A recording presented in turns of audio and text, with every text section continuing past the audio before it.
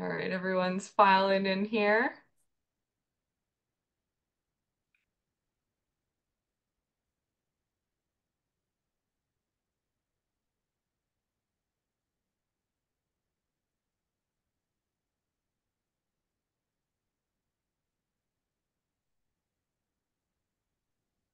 All right, you all are ready to go. All right. Hello, everybody. I hope everyone's doing well this afternoon. And I just want to thank everyone for joining us for our webinar today on business immigration in a post-2024 election landscape with a sultry subhead of demystifying the national interest waiver. So my name is Michael Freestone. I'm a principal with Offit Kurman's immigration department, and I'm joined by Clinton Ass, who is a corporate attorney based in our Columbia, Maryland office. Hi, Clinton. Michael, nice to be here. Yeah, fantastic. We've got an interesting and pretty topical discussion today because I think with the severe ramping up of the election cycle, once again, the thing that everybody will be talking about and yet also in some ways not talking about is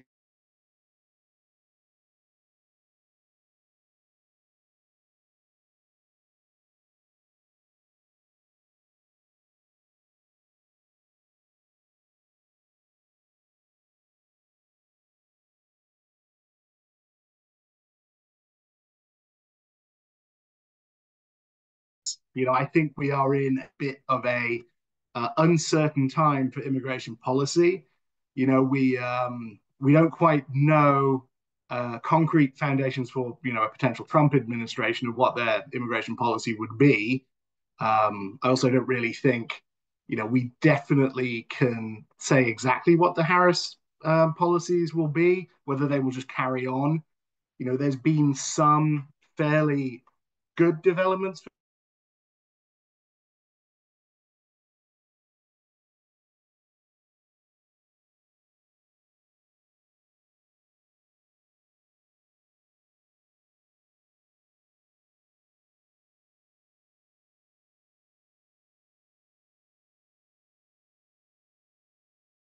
things speeding up, but ultimately, we're still in a bit of a backlog, and we've got a fair amount of delays in immigrant processing across the realm of immigration. But what we're going to be focusing on today here is employment-based green cards, specifically national interest waivers and EB2s, and how they fit into potentially a lot of concerns about the election year.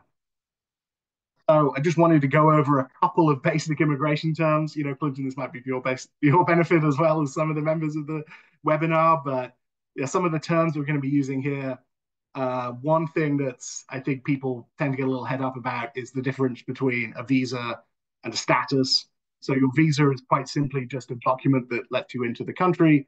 That can be based on various things, family, employment, studies, something like that, whilst your status is your actual reason for being in the country.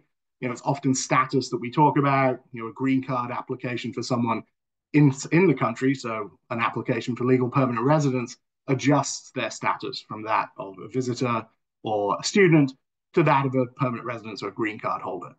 And in discussing some of, especially the NIW and other types of immigrant visas, we talk about terms such as alien, foreign national.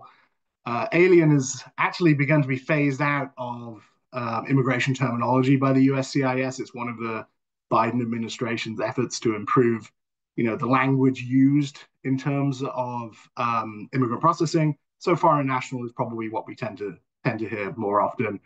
And we will be focusing in terms of national interest waivers, talking about immigrants. So immigrants are someone that intends to permanently reside here. So that term is often used as a green card holder or obtaining a green card.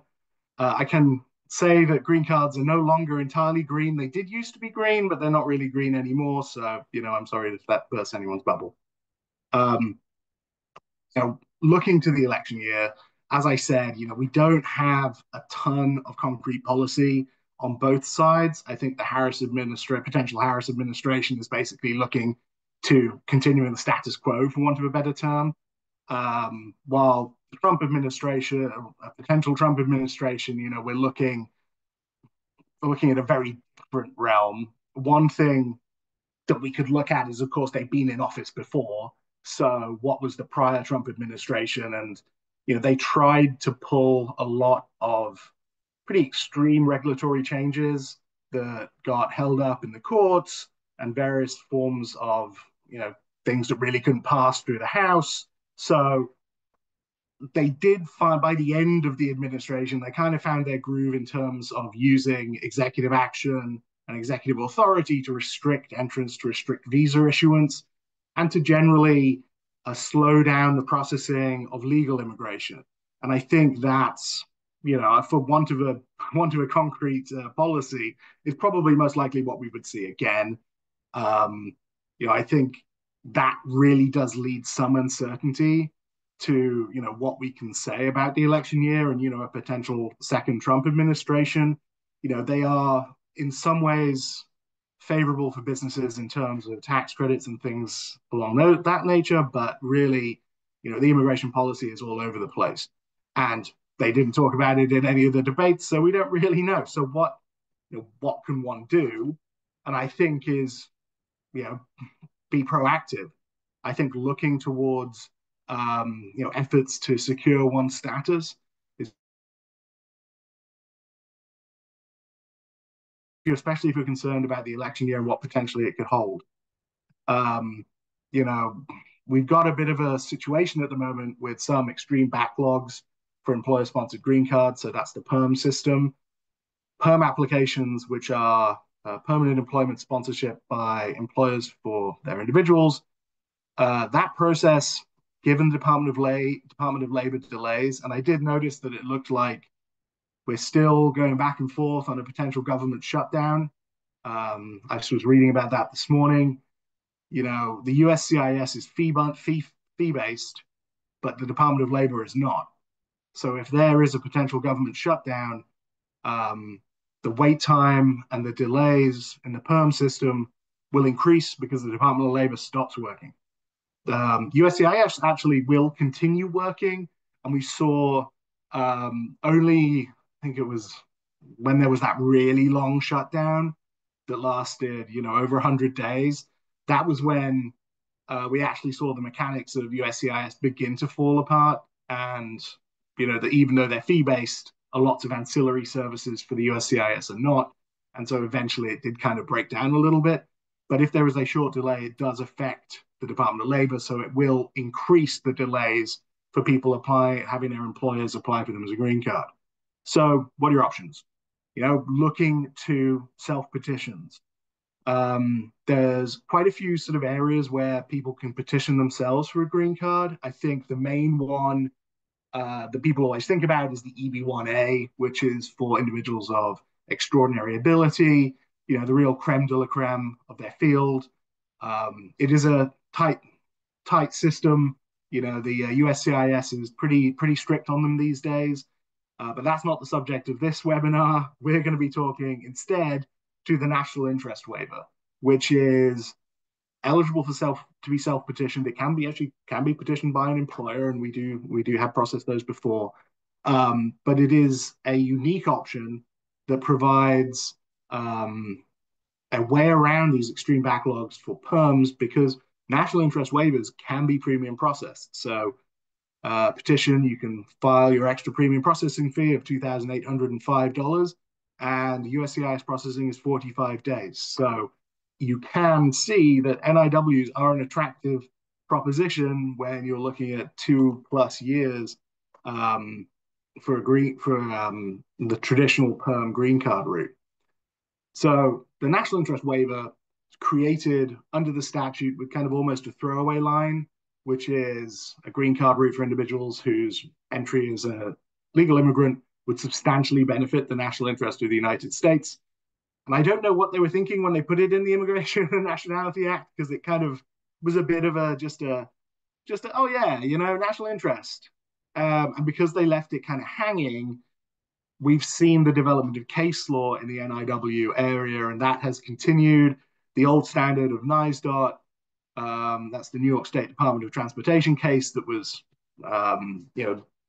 definitely the main precedent in this area for a long time.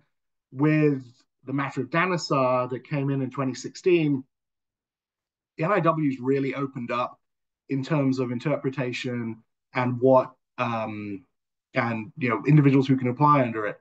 I think we've seen a little bit of a delay from matter of Danassar to now, because matter of Danassar was in 2016. So it came in under a Trump administration where adjudication of NIWs was pretty strict. But as we're going to look into, the Biden administration has opened up the category, and there are various different elements that have been processed, policies that have been interpreted that have allowed a big expansion. And on a sort of a basic level, what is a national interest waiver? So, the Act says it will substantially benefit the national interest of the United States. It also states that this is a waiver of the labor certification and job offer requirements of the Act. So that means that is essentially self-petitioning, i.e. you don't have to get an employer to go through the PERM process, and instead what you're doing, your endeavor, as we will talk about later, will substantially benefit the national interest of the US. And so what is that substantial benefit? Looking to Danassar, we see three prongs, which is the proposed endeavor has substantial merit and national importance. That's one prong that kind of includes two tests. Also, that the foreign national is well positioned to advance the proposed endeavor. So that is looking back at the individual who's applying and showing that, wow, this person is, super qualified and has a record of achievement. And then also that it would be beneficial to the United States to waive the requirements of the PERM. So that prong and the second prong are kind of interrelated, but ultimately the third prong is really going into the unique capabilities and experiences of the individual applicant. That's a whole bunch on the NIW, but what are the baseline requirements for it? Like what are we looking at here? So when we talk about an NIW, we talk about it being an EB2. EB2 is quite simply an employment-based second preference immigrant visa. So that is an immigrant, so a green card that is in the second preference category. So it has a slightly higher tier for the issuance of green cards based on per country limitations. But EB2 either requires one of two things to qualify. And this is before you even get into matter of Danassar and all of that. First of all, you have to either have an advanced degree. So that's the equivalent of a US master's degree or higher. Or an individual has to show that they have exceptional ability. Now, exceptional ability is interesting because we already talked about extraordinary ability for EB1As. Exceptional ability is sort of a slightly lower standard, but still pretty tricky. You're definitely looking at professionals with the NIW. And so there's sort of 6 different categories that you can fall into. There's an all other catch-all. There's the individual has to have a relevant degree. They have to have 10 years of experience. They have to have or can demonstrate a competitive salary. And so membership in professional organizations is good evidence, and recognition of their achievements by their peers or organizations. That's another category for it. Often you don't have to hit all of them, but you do have to hit some of them. And often I think with NIWs we see these days, we're looking at individuals in the STEM fields, and these individuals tend to hold advanced degrees in that area. But the statute is written such that it is quite open for individuals who do not possess advanced degrees. So it wouldn't necessarily be fatal for an individual to not have an advanced degree, but it is certainly a bit of a consideration if they don't. Now, I've been talking for an awful long time. Clinton, what do you think about the national interest waiver and the election? Well, I'll pass on the election comment. Oh, But come on, come no, on. I do think these waivers are really excellent way to start doing business in the country. And it's good for everybody, I think. It's always good, a rising tide lifts all boats. And so in this instance, having talented people, work and operate in the United States is good for the country and it's good for everyone else as well. It's a good business environment.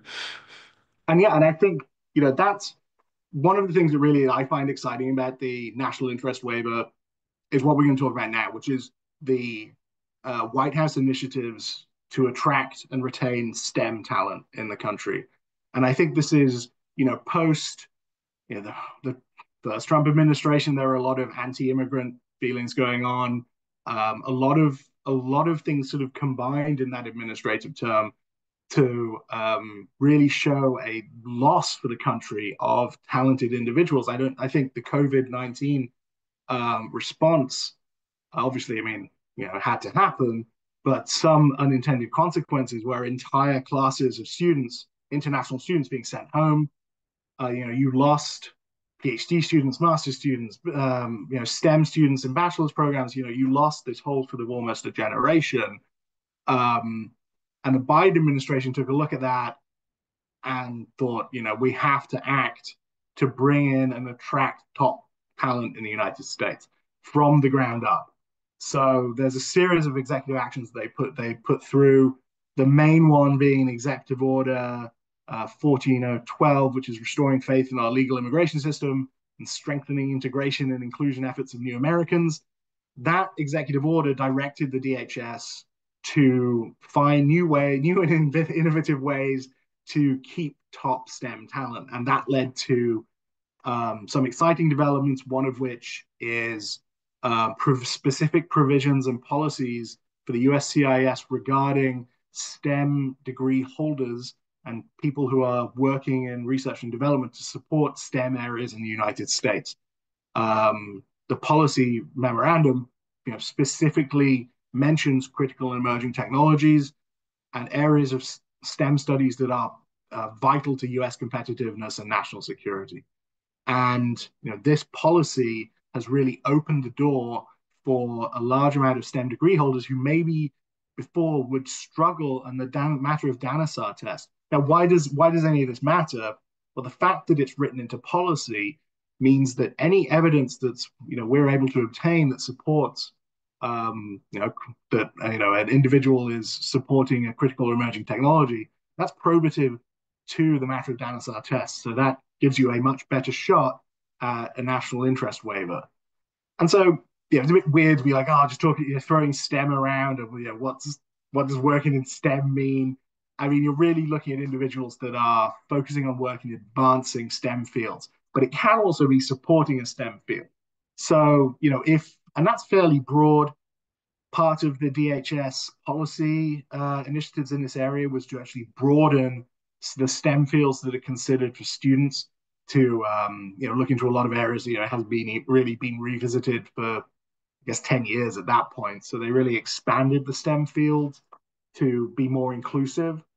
One specific thing that is mentioned, though, is if you have a PhD in a STEM field, then that's a big bonus for any potential NIW applicant. Um, Um, Michael, real quick, I think we have a question, and it's about membership in professional organizations. How long are memberships preferred? Good question. I think you would want to look at the quality of the organization rather than necessarily the membership. And that's the really gets to the nitty gritty of it that the USCIS will be looking at. They want to because they like to the EB1A category looks at memberships with organizations that require outstanding achievements from their members. This is not that. This is exceptional ability, but I would look at the details of the organization, and if it is they do have a strict entry requirement, then just being a member is fine. If it's less so, but the individual has been a member for a long time and been active, potentially that could be good evidence as well. And so, to carry on, I hope that answered the question. But to look at one of the crucial weapons in our arsenal for NIWs at the moment is the critical and emerging technologies that was sort of mentioned in the DHS policy memorandum here. What does that mean? I mean, I didn't know what the term was when I first heard it, but it turns out that the White House does, and the White House releases annual reports on what they consider to be critical and emerging technologies. So the US CIS policy just mirrors the White House's annual report on critical emerging technologies. I put in just a little list of some of the ones of note from that list. It's about 20 different areas, but there's certainly quite a fair bit of computer science in there. Artificial intelligence is kind of being bandied around all over the place as a potential, the future, and I definitely agree with that. But it is now considered a critical and emerging technology. So definitely of interest to a lot of our clients. So is cybersecurity and privacy technologies. And I don't think that really, not a lot of people talk about cybersecurity on the critical emerging technologies list, but it is a vital and a growing industry in this country. Also, I think it's without any surprise that there's a fair amount of semiconductors are on this list, clean energy, and also biotechnologies. The biotechnologies is quite broad. So is AI, to be perfectly honest. So this really is a big window and a huge amount of very popular industries that are now included in this category. So the national priorities list is also something I wasn't aware of when the NIW regulatory environment changed. But the national priorities list is also released by the White House on a annual basis. Actually, I don't know whether they have to release it that every year, but it's whenever they want to, but we have a current one. And the list under the national priorities list kind of mirrors the critical and emerging technologies list, but it also kind of includes some other areas that I think definitely give the USCIS less leeway in terms of adjudication, and they're very beneficial for applicants. So if you look again, it's got more AI is listed on this list. So is national security technologies. Again, this is a bit of I did shorten these down. The list is lengthier than this, but you're definitely looking at things in terms of, global supply chain issues, advanced manufacturing on a sort of holistic level, not just this is a piece of advanced manufacturing. It's like, how do you scale it up, right? Health-related research is included on the list. That is incredibly broad. So is the climate crisis research, also very broad. And one of, as is supporting basic and applied research, that's a very broad category of a national priority. One thing that I do highlight for clients is the improvements to research and development in terms of reducing barriers and inequities. That's an interesting research priority because that's conducting research or working in an area that improves research as a whole. By improving the general research in America, and I think that's a very interesting category for research priorities for individuals in the NIW category, and potentially you could have someone without a STEM degree who is working to improve research and development of things that support STEM fields, and that potentially would qualify here. So now we get to look at the fun part of this, which is another aspect of matter of DANASAR and the policy interpretations. And this is entrepreneurship and the national interest waiver. So, we talked about an endeavor, we talked about what an individual working on supporting a field, but what if they're just a business person, right? You fit under that E category in STEM, but what if you're not doing applied research? What if it's just a really great business idea? You've got some funding, we've begun to see some interpretations of entrepreneurial cases in the NIW category through the Administrative Appeals Office and other policies that have been released. And the focus is really on job creation, industry impact, super robust business plans. So I think that's definitely a big focus for any kind of entrepreneur. NIW is a really solid business plan, and I think we'll talk about that later. but throughout entrepreneurs who are applying this category, they do have to hit that national scope and that national interest for what they're doing.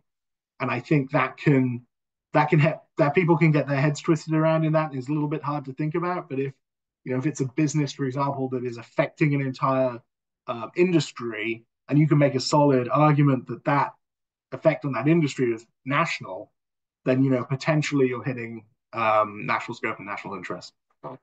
Also, if it supports one of the fields of critical technology that we've talked about, then you definitely have an easier case there. And so, endeavors, right? So we talked about an endeavor. So what is an endeavor? If I'm working in a STEM field, I'm a medical researcher for a medical research organization, I have an active endeavor. My NIW petition that is for a future endeavor is, I'm already working in this field. Great, Or it could be a proposed endeavor.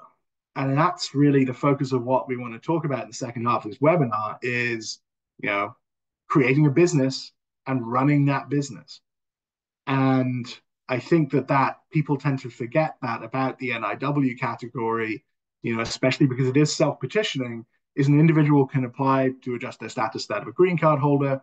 And then the endeavor in their NIW is, well, here's my business plan. Here's my business I've created. And I've taken concrete steps to a business formation. And, we've talked a lot about NIWs, but I think, the endeavor is really the crucial part. And having someone like Clinton here to take us through it is really important. Yeah, so as Michael mentioned, setting up businesses in the U.S., there's different options, and this slide here shows the traditional routes that people can take. So starting on the I guess most informal end would be the sole proprietorship, i.e., a individual person just going out and doing business on their own, and then moving up through kind of the most rigid or formal structure would then be the corporation. And there are certain considerations that people want to make in terms of deciding which business form they want to enter into.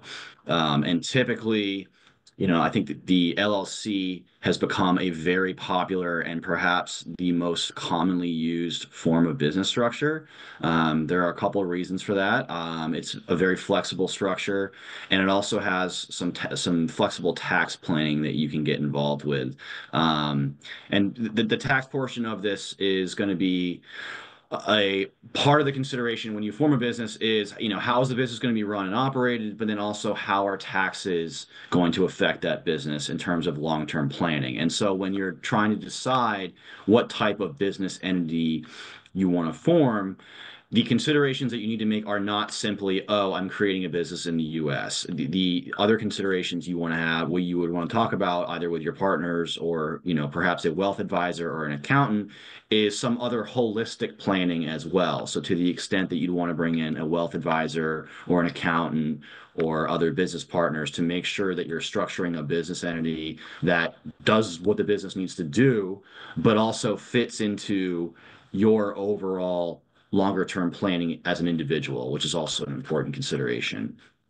And what about the sole proprietorship? And is that not somewhere I want to go?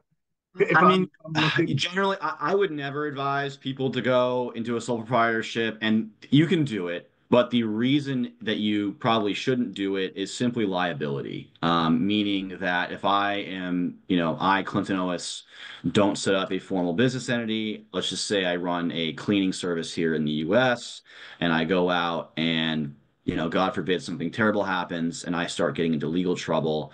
What I've done as a sole proprietor is I've exposed myself to personal liability, meaning that if someone's going to be coming after my business, which in this instance, the business and the individual are the same thing, then your house could potentially be taken, your kids' investment funds, your credit cards, all that stuff becomes part of the assets of the business, which is just you as an individual.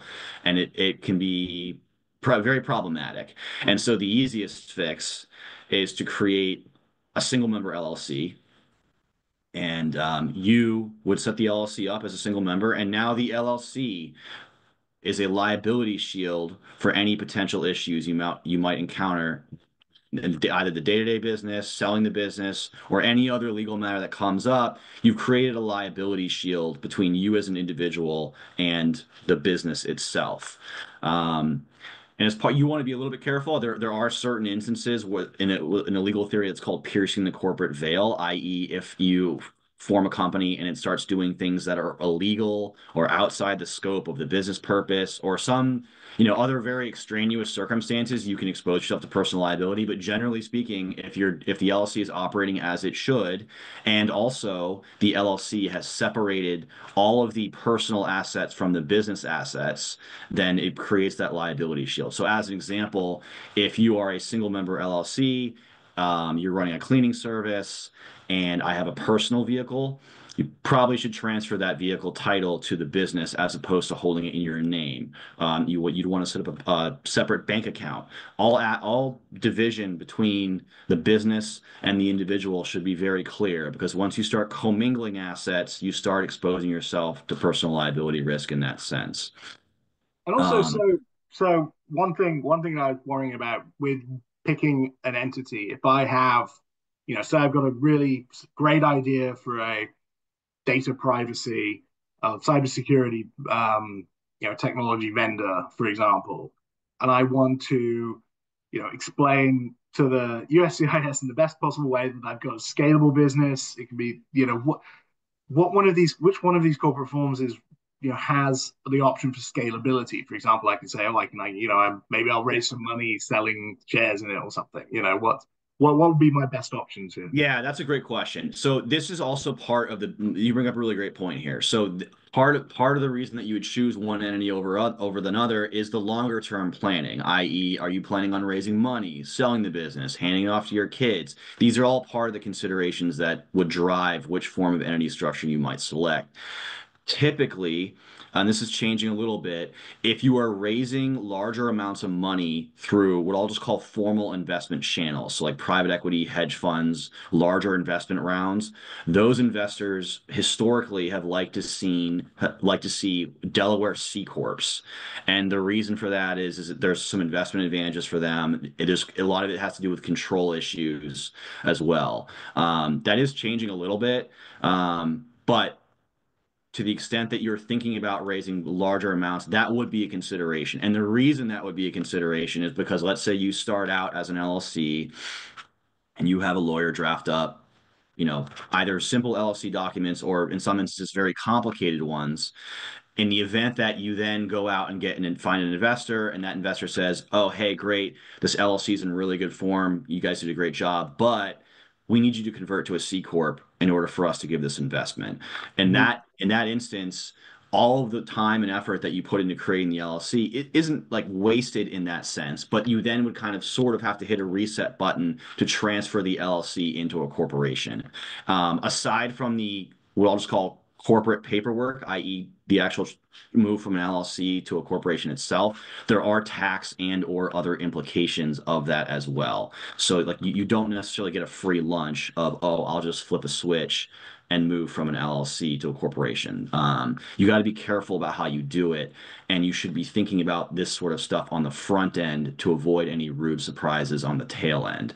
The other considerations would be the employment rules, and also tax considerations. I'll leave the employment piece aside because that could be its own video, and people should touch base with an attorney to talk about that portion of it. I will, as a general overview of the tax structure of how these things can be set up, we can run through that pretty quickly. Partnership is two or more people. Depending upon the arrangement, you will have personal liability exposure, and it's simply taxed as a partnership. You'll get K1s. The LLC, if it's a single member LLC, you are called what's a disregarded entity or a pass-through entity. This is just tax lawyer speak for, in terms of the way the IRS views the income flow, it flows back to the single individual that holds all of the membership of the LLC. If you then bring on a partner in any way, shape, or form, the default provision is now you're taxed as a partnership. So even though you are an LLC as a physical entity, the way that you're taxed is via a partnership. And then the third option for the LLC is the LLC can elect to be what's called an S corp, an S corporation. And basically, this is a tax play that allows LLCs to reduce their tax exposure. This is also an entire class in master's courses, so like I don't want to get too into it, but there are rules and regulations that govern what happens when you move to an LLC and then what would kick you out of S corporation status. And there are some consequences for doing that. But the general rules are 100 members or less, there can't be disproportionate distributions, and it has to be individuals for the most part. There are some trusts that are allowed to hold membership interests in LLCs. So this is a conversation that every person should have with an accountant and a lawyer. They should be working simultaneously, because the relationship between a good corporate lawyer and a good tax attorney or a tax accountant or lawyer goes hand in hand. And in the third tax and a provision. crucial immigration attorney as well, you know. Yes, exactly, precisely. And then obviously the corporation is the third option. Corporations are taxed at two separate levels, and that's a conversation you should have with an accountant as well as to whether or not that structure is appropriate for you. So, kind of holistically, when you're setting up a business, you want to think about, what type of entity am I going to have? How is the management and control going to work? Who's going to run the business? How is it going to be taxed? And then the kind of the longer following piece would be, all right, what's the overall long-term strategy for this business? Am I going to be raising money? Am I going to sell it? Am I going to give it to my kids? Am I going to try and merge it? And then once you have that holistic picture, that will help drive which entity you decide down the road. Yeah, I think, when we talk to our clients, the formalities of the process also sort of weigh on their mind. If they're like, oh man, I got to form a corporation and I got to keep paying, Right. state registrations and everything, and an LLC seems maybe a more elegant solution, but Yeah, I would say for a lot of our clients, the LLC is the appropriate structure. Anyone who's thinking about doing that should still talk to a lawyer about it. But that is often the solution. And the reason for that is because the flexibility of the LLC doesn't have quite as many formalities as the corporation. It's just kind of a more business friendly structure in my view. and you can have a non-US citizen can be an owner of an LLC. Correct. Yeah. And I will say, so typically, when forming any business in the US, everyone tends to think of like, oh, I should just form it in Delaware because that's kind of like the knee-jerk reflexive reaction. Time to move on. Um, You preempted our next slide because now we get to yeah. talk smack on Delaware. So let's go. Yeah, so we talked about why is Delaware popular? Delaware has a vast amount of case law regarding the litigation and other procedures of how corporations and or businesses are run. So it provides stability in that sense. Um, However, as an example, let's just say that I want to start a business in Maryland.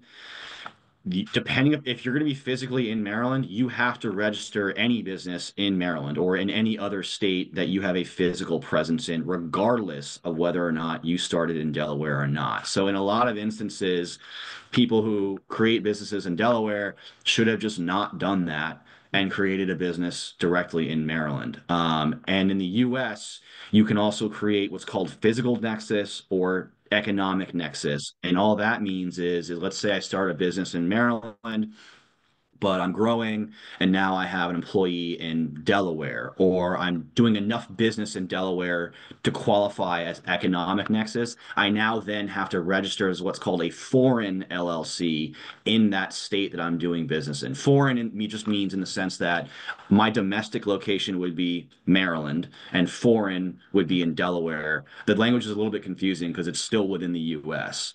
So And we've had clients who have set up businesses in either a Delaware corporation, or actually we have a couple of little DC corporations, but then the business was located in Virginia, so they registered as a yes. foreign entity, and then they paid that bill. But they didn't keep up the DC registration because they're like, oh, they just paid one person, right? And they're like, no, no, no, no, no, no.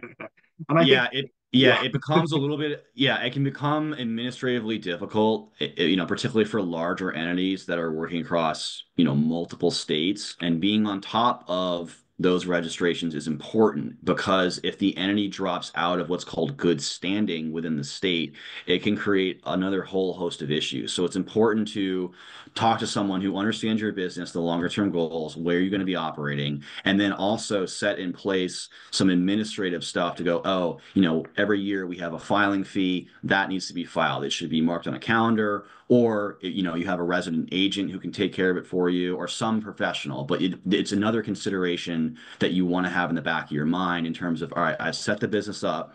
Now, how do I keep it running and still abide by state rules and regs? And regarding state rules and regs, aside from the business entity information portion of it, the day-to-day business of what's going on might also require other licenses and permits with each state that you're operating in, depending upon the type of business.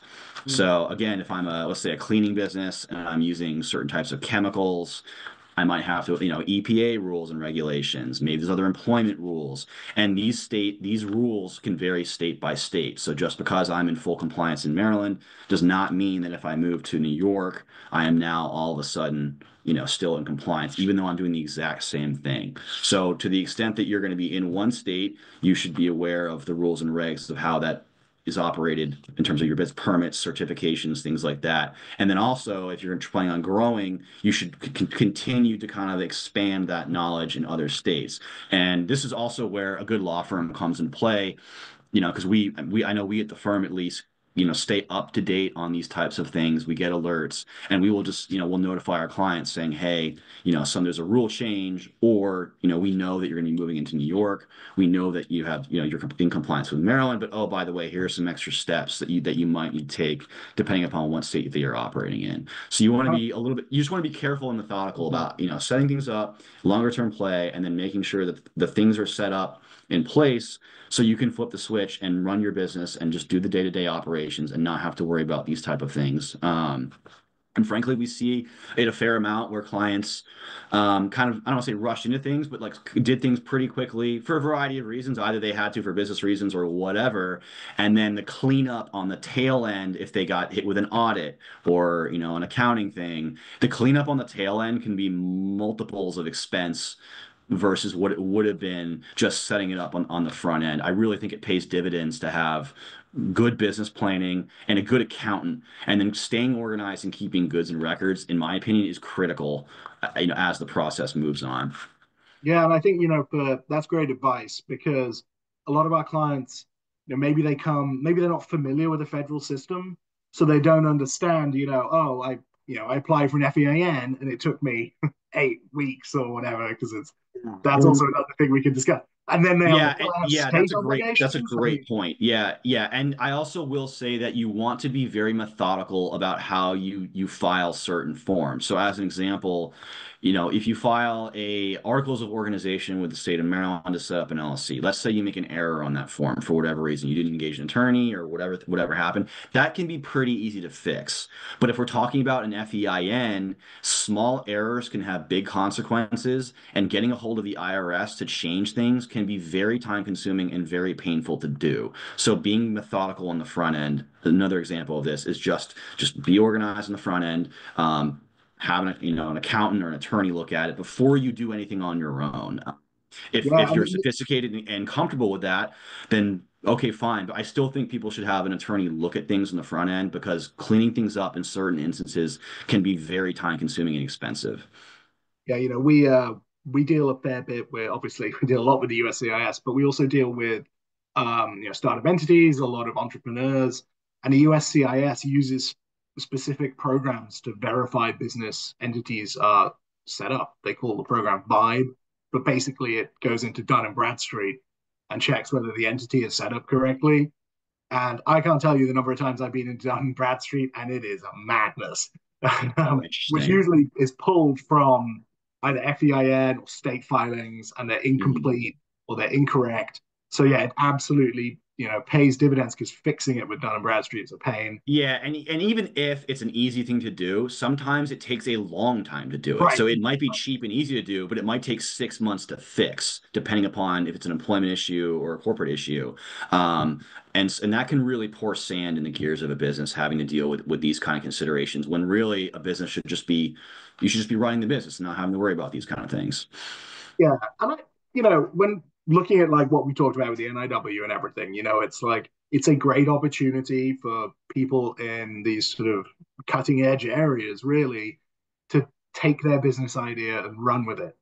And it provides an awesome opportunity for them and their family to come into the country, but the the intricacies of corporate law and setting up the right entity and really future proofing what they want to do.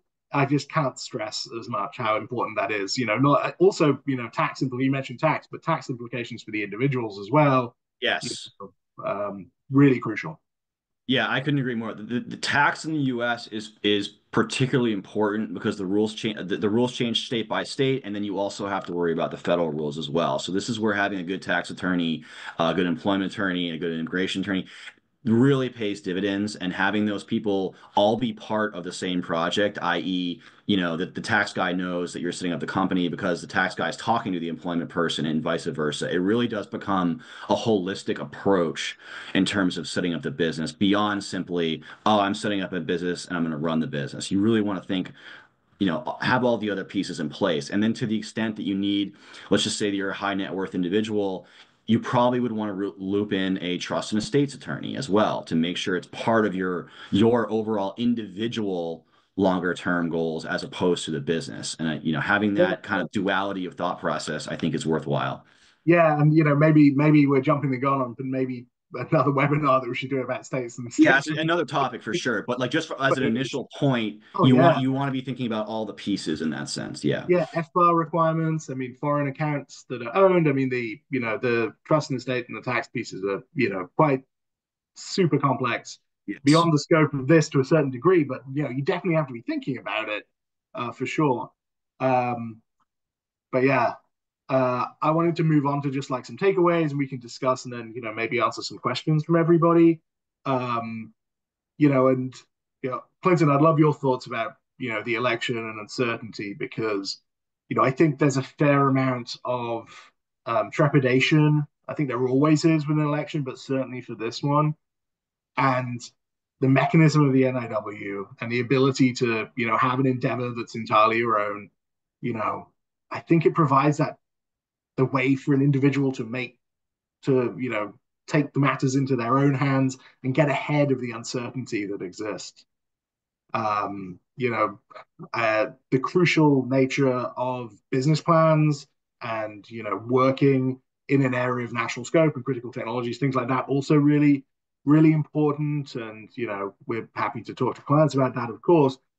But it's a unique opportunity for people to avoid the kind of wait times that we're talking about. But throughout all of this, one thing that I have been thinking about, and I do want to stress it, is individuals who are here in the country in certain visa statuses and they want to set up an own business, they have to be careful that they're not working for that business if they've got another kind of immigration status. So, definitely want to consult with an immigration attorney early on. But having all of that's great, but you've got to future proof it with the corporate structure. So that's where you come in, Clinton. Yeah, no, I agree with all that. And regarding, considerations in years like this, some potential political changes. I mean, for me, it does frankly doesn't change too much. Mm-hmm. Because like our clients that are business savvy don't really think in terms of kind of shorter blocks. They're thinking about longer term. Yep. Like think about interest rates and things like that, or everything's always kind of in flux. So to some degree, you just have to kind of shrug and say, I need to be proactive. I'm going to start this now and commit to it. I don't, as far as starting, a business now versus potentially next January. Right. For me, it doesn't really change anything. And that being said, there are tax considerations that might come into play. If you talk about, how the corporate income tax rate might change. So to me, the tax portion would probably be in my mind, granted, I am a former tax lawyer, so it's that portion that would be kind of at the front of my mind. Okay, how do I structure a business that is going to take advantage or either take advantage of tax rates now that might stay the same or plan for things that might change. And that might drive, for instance, how the business runs day to day. Do I take out certain types of loans as opposed to convertible debt? That's more like sophisticated business planning, either for day-to-day business stuff or if you're raising money down the line. And I feel like that is where the political shift might drive some of the decision process. Yeah, the timeline's interesting because, if we say there is, if we obviously there's going to be a new administration, but if there's, say, an administration that potentially could be a Trump administration that is going to, we know is going to be fairly restrictive in terms of business immigration. We've got January 20th plus then, three, and it takes 90 days for regulations to go through. You're looking at like a 6-month window, maybe to take advantage of the situation. One thing that's sort of enshrined in immigration law, especially with immigrant petitions, is once it's filed and you've got a receipt notice and it's in for processing, that really carries a fair amount of strength. And retroactively going back to interpretations is rare. Not that they haven't done it. I think we were talking like takeaways from the prior Trump administration. They tried some retroactive things that didn't work. They also tried to do a denaturalization program that was a disaster. So I think they've learned their lesson on those. So it does, if you look at the timelines, you kind of got this sort of window here. But that being said, also, moving if there is, maybe a Harris administration, there's nothing to say that these policies will be the same for them as well. I don't think they're necessarily going to be remarkably different, but we have seen a marked increase in national interest waiver filings.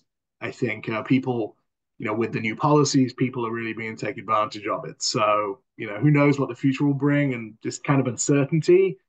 At least, this is a kind of a way to get ahead of it. Yeah, I agree with all that. Yeah. Well, I think, shall we open up some questions from everybody? So we do have a couple questions coming in.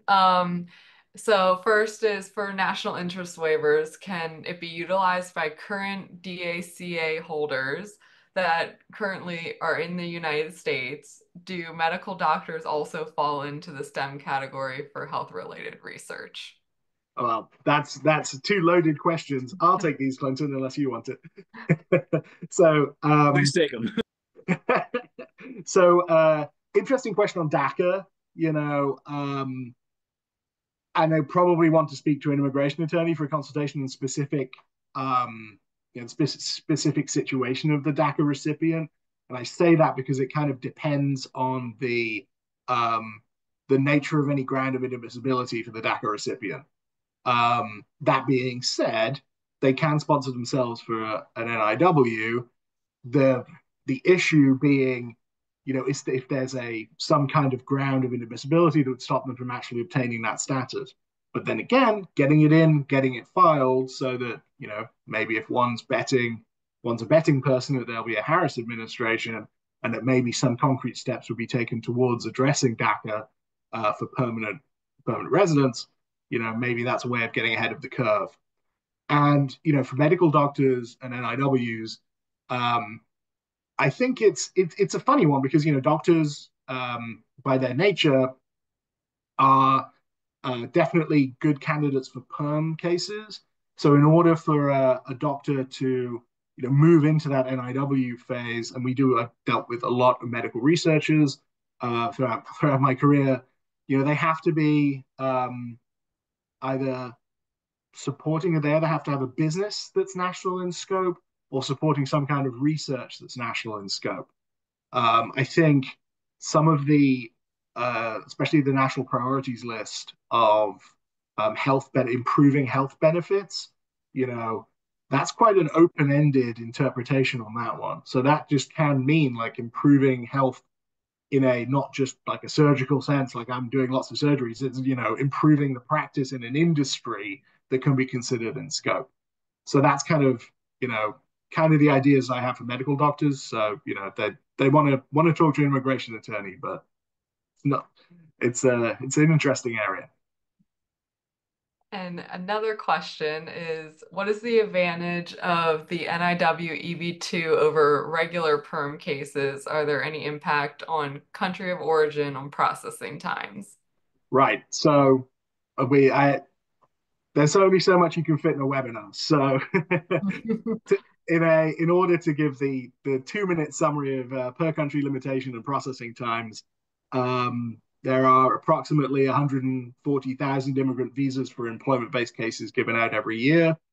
Um, of those cases are then subdivided by country of origin and then subdivided by a tier list of preference. So the preference really means these people get the visas first. So EB1s, EB1A, we talked about at the beginning of this webinar, EB1A is a first preference. EB2 is a second preference. Then, it goes to third, fourth, fifth, whatever. When you look at country of origin, certain countries are oversubscribed.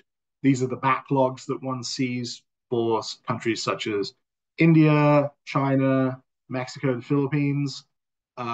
Those backlogs can be substantial, but if you look at the increase between EB2 and EB3, you're potentially looking at a couple of years. One thing with EB2 is it moves faster. So, if there is a potential wait time, and the Department of State releases a bulletin every month that says this is what we anticipate the um, the processing time to be, for want of a better expression, for each category. And if you look through some historical data, you can see that EB2 does go by quite quickly, and that it moves faster. There's less of a wait time, even if there does look like maybe there'll be some wait. It'll process quicker. That's generally because it is second preference, so it is getting the visas ahead of EB3. All right. And then next question is for an EB2 NIW case based on a professional or business plan that is self-sponsored, does the entity need to exist before the application is filed, or and can the case be filed with a business plan alone and no entity yet in existence? Very good question. And it was something that Clinton and I talked about in the lead up to this webinar is, you know, immigration cases are petition based, right? So we have to provide the USCIS with the most credible petition that we can put together. And if you're the crux or the proposed endeavor of your NIW is a business in a technology field, let's say, supporting semiconductors, you've got a great business plan, but you don't have an organization set up and you don't have, a corporate form, you don't have articles of incorporation, let's say it's an LLC or whatever, is that less credible? My argument would be less credible to the USCIS if you don't have a corporation set up. Yeah, I agree with that. It provides more credibility as well, and the business plan portion of it is important as well. It adds an extra layer of credibility, and also it also adds a form of explanation. Like what I mean by that is filing, let's say, articles of organization to start an LLC in Maryland is great, but a person reading that is simply going to look at it as just an ethereal thing. Oh, great, you filed a piece of paper, right? Like I can set up an LLC right now and have it do nothing. It can just be on books and records on the Maryland State Department of Taxation saying, yep, I formed the LLC. But having a business plan to back that up as an extra layer of credibility, and someone going through the forms goes, okay, there's an LLC here. And oh, by the way, here's the substance to help support that formation.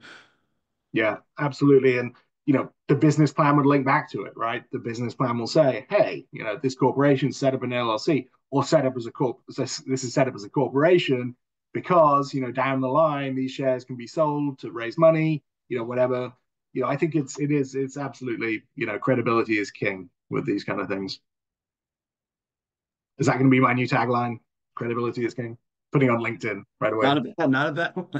I'm trademarked right now. That's how that works, right? Oh, and trademark's another thing. We didn't even mention that. Oh, yeah, we could talk about that. So trademarks, patents, and copyrights. Um, you know, So copyrights and trademarks are more for, um, your brand logo and things like that. And they're important. Protecting your brand is important.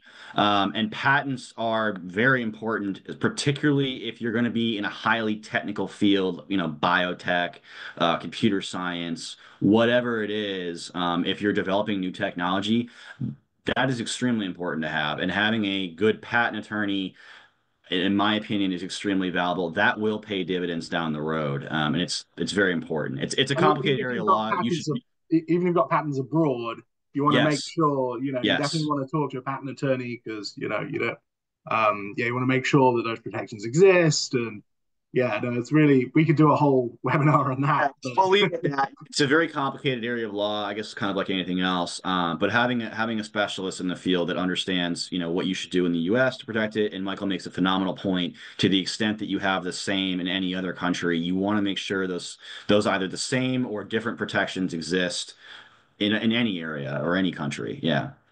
yeah, and of course, Um, yeah, I would just say thank you to everybody. But I also point out if you need expert IP advice, Offit Kurman has a fantastic Yeah, we do. IP department, not to mention a great corporate and immigration department. So I want to say thank you, Clinton, for joining me. Um, Erin, if we have any more questions, I'd be happy to do a quick one. Otherwise, we can, wrap this up. So we'll send out the recording and I'll also include everyone's contact information just in case you do have further questions or not everything was answered today. And look forward to that email either this afternoon or later this evening. And be sure to sign up for the second of our NIW webinar series, which is next week with the other immigration principal, Mohammed Syed. Looking forward to that one. He's going to have some active clients in this area, real deep dive into the mechanics of the NIW and what it means for businesses. So really going to be, I'm really looking forward to that one as well. All right. Thank you. All right. Thank you, everybody.